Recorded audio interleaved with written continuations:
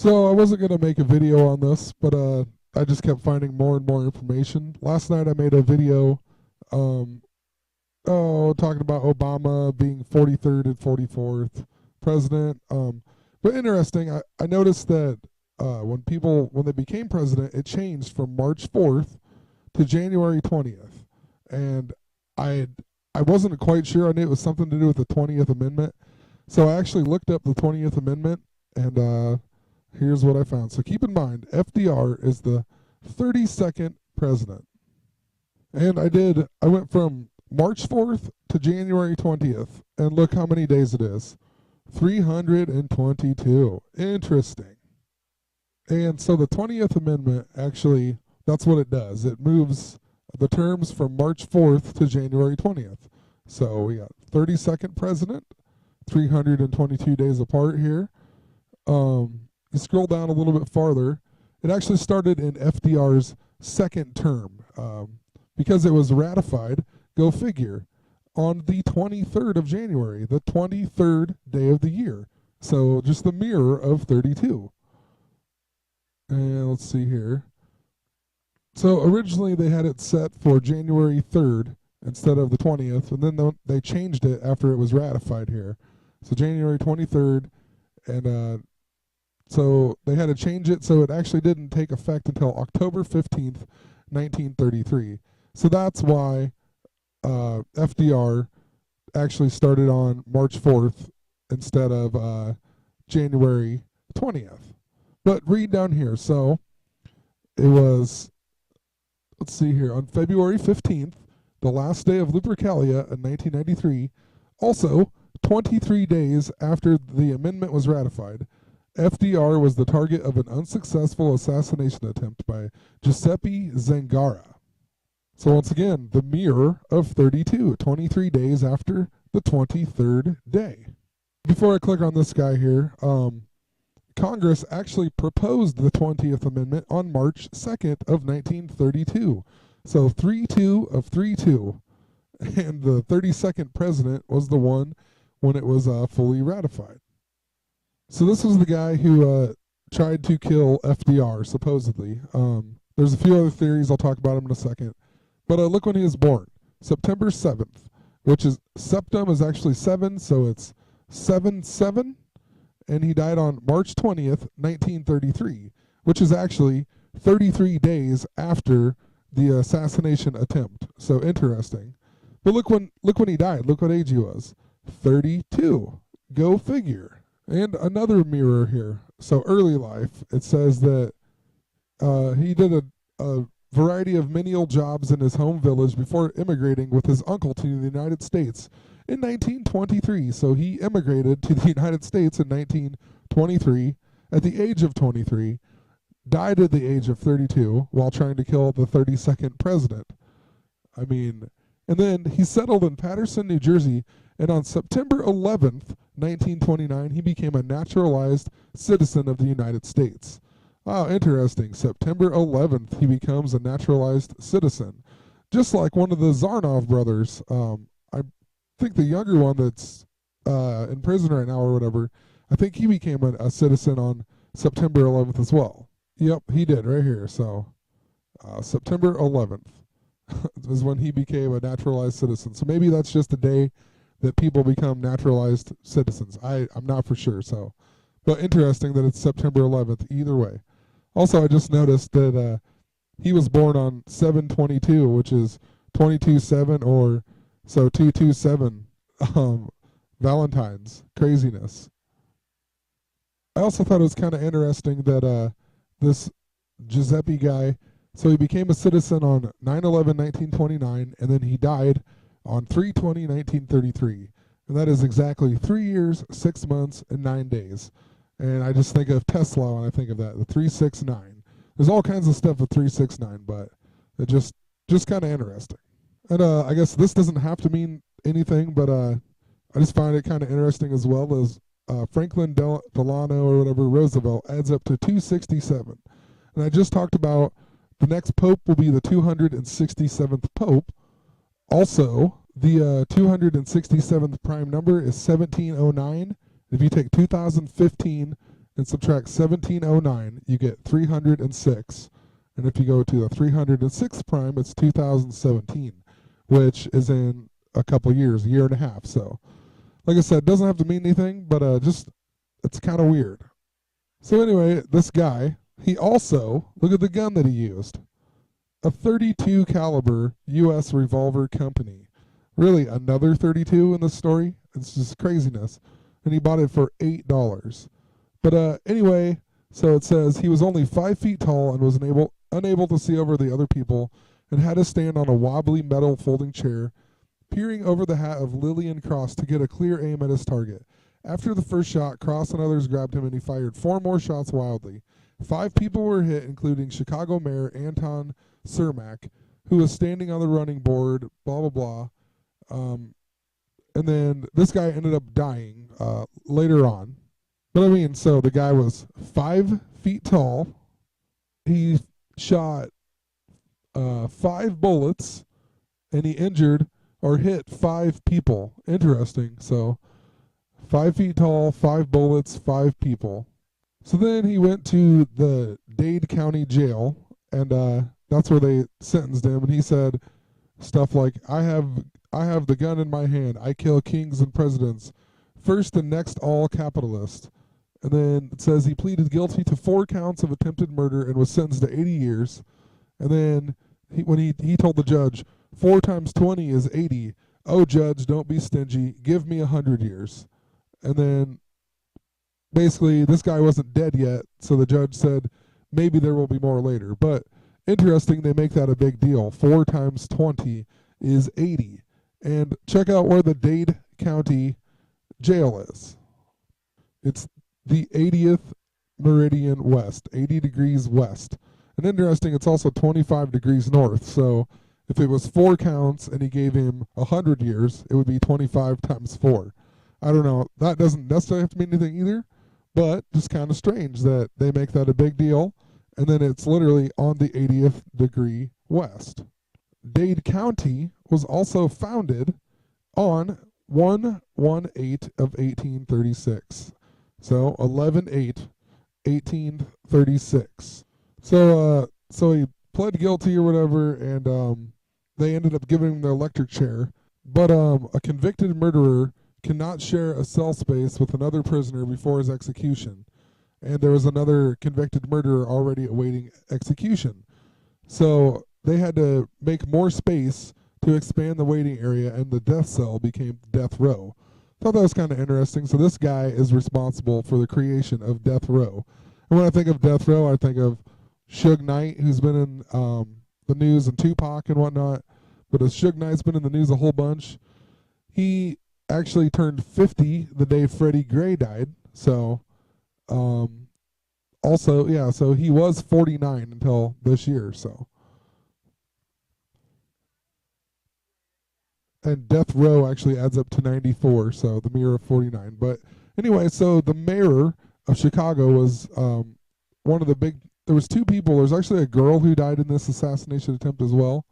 And then the mayor of Chicago, Anton Cermak, and he died 19 days after on March 6th. But right off the bat, he's the 44th mayor of Chicago. Wow, how convenient. 44. And then he was born on May 9th, which is 5/9. And he died at age 59. So born on 5/9 and died at age 59. So then there's a few theories here about the motivation for this guy to want to kill Roosevelt or whatever. But there's one here where a lot of people talk about he's trying to assassinate Roosevelt, but other people think that he was a hired killer working with Frank Nitti, who was the head of the Chicago outfit, basically the gang member with like Al Capone and whatnot. And then him and Al Capone both went to jail, and then this guy got out like after a year and a half, and Al Capone went for 11 years, I think it was. So this guy came back and was out. But anyway, so supposedly this guy hired the guy to try to kill the mayor, not Roosevelt, the guy who actually died. Because the mayor of Chicago There was another thing that they hired a hitman or a killer to kill Frank Nitti, and then it was basically Frank Nitti's revenge on the new mayor of Chicago. And then some people say that there was actually a second gunman, but he never actually was seen. And then they said that Zangara was an expert marksman in the Italian army, but not from a pistol, and he would have hit Roosevelt if he really wanted to. But who knows? That was just one of the theories. And then this guy, Raymond Moley, he interviewed Zangara and believed he was not part of any larger plot and that he intended to kill Roosevelt. Well, I looked up this guy, and this guy died on the 49th day of the year at age 88. So it was actually right before Roosevelt became president. He wasn't, so it was actually before he was actually president, but he was elected. So anyway, if he would have died, then this guy would have been the 32nd president, John Garner. I thought it was interesting. This guy was born on the same day JFK was assassinated, and he died on 11/7 of 67. And 67 I've talked about a lot with Revelation. It's also the 19th prime number, and then you got 11/7, 77. Also, 54 days left until the end of the year. He was also the 44th Speaker of the House. So, I mean, he had a lot of numbers, but I'm not sure. I mean, FDR, for whatever reason, didn't get assassinated. But just wanted to point out just a couple things here. So, like I said, he had 32nd president. Actually quit being president on April 12th, 1945. But let's see here. One of the biggest things I wanted to point out, he's actually a Freemason, and he was initiated on October 11th, 1911. So that would oct is 8, so 8/11/88 of 1911. There's a 9/11, 88, and it is lodge number 8 even. So anyway, the main reason for the 20th Amendment was because there's actually a 4-month-long lame duck period between presidents or elections or whatever. So basically what that means is that like a president would be elected and then they're a lame duck because it'd be the end of their presidency and they like lose power because they're going to be going out and a new guy's coming in. So it's called a lame duck period.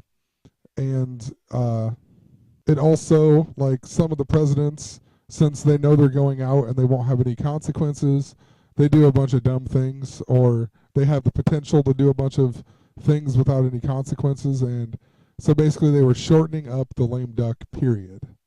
It says the origin of lame duck actually came from Horace Walpole.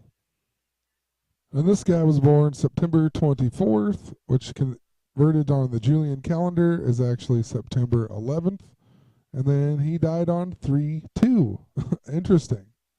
And he was the son of the first prime minister of the, I believe the UK, Sir Robert Walpole. Yeah, so he died on the 77th day of the year in 1745, and he was the first prime minister of Great Britain.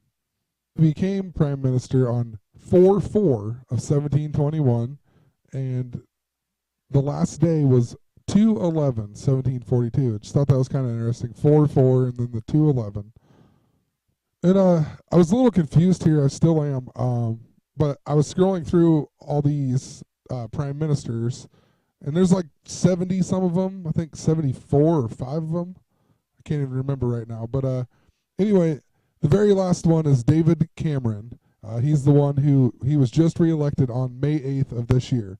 But everywhere else I look, it says that he is the 53rd prime minister. So I'm not completely sure how that works, like why they're not including some of these people. But this guy is most definitely the 53rd prime minister.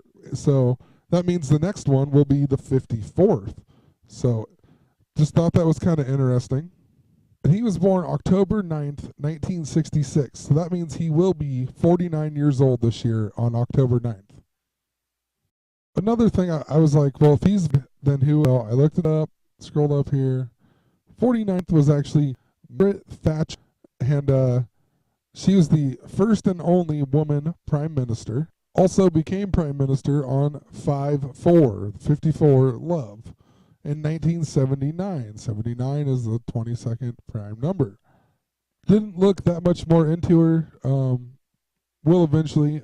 Just wanted to show, I guess, a few more things here. So on the lame duck here, it talks about how when Bill Clinton was a lame duck, he was widely criticized for issuing 140 pardons and other acts of executive clemency on his last day in office. So while he was president, he actually pardoned 450 people, but on his very last day, he pardoned 140. And let's see here. One of them was actually his half brother that was in jail for cocaine. Or actually, that was a whole different person here. But his brother Roger Clinton was pardoned for drug charges. And then when he got out, he got a drunk driving or whatever. And I didn't go through all of these. These were just some of the people on the very last day of his, where he was a lame duck or whatever. But I read up here, he actually pardoned these people from Foulm, and it's some type of terrorist group. Like I said, I just don't remember much of this because I was just a little kid. But I guess I wasn't even born when this actually happened. But anyway, he pardoned them on August 11th, 1999. August 11th, 8/11/88. But if you come here and you look at these people,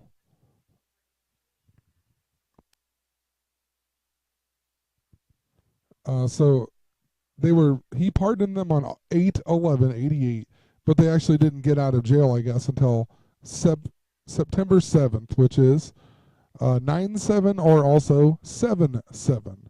And they all went to jail or were sentenced on February 18th, 1981. So the 49th day of the year. Just found that pretty interesting. It just seems like 49, it's popping up even way back when.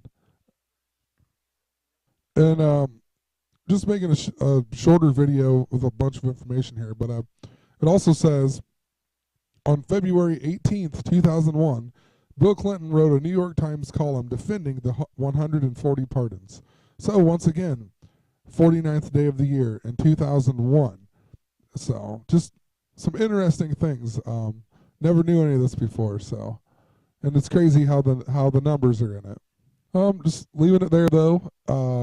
Just found it pretty interesting with all these 32's and 23's dealing with the 20th Amendment and the assassination of FDR, or the assassination attempt of FDR. So anyway, have a great night.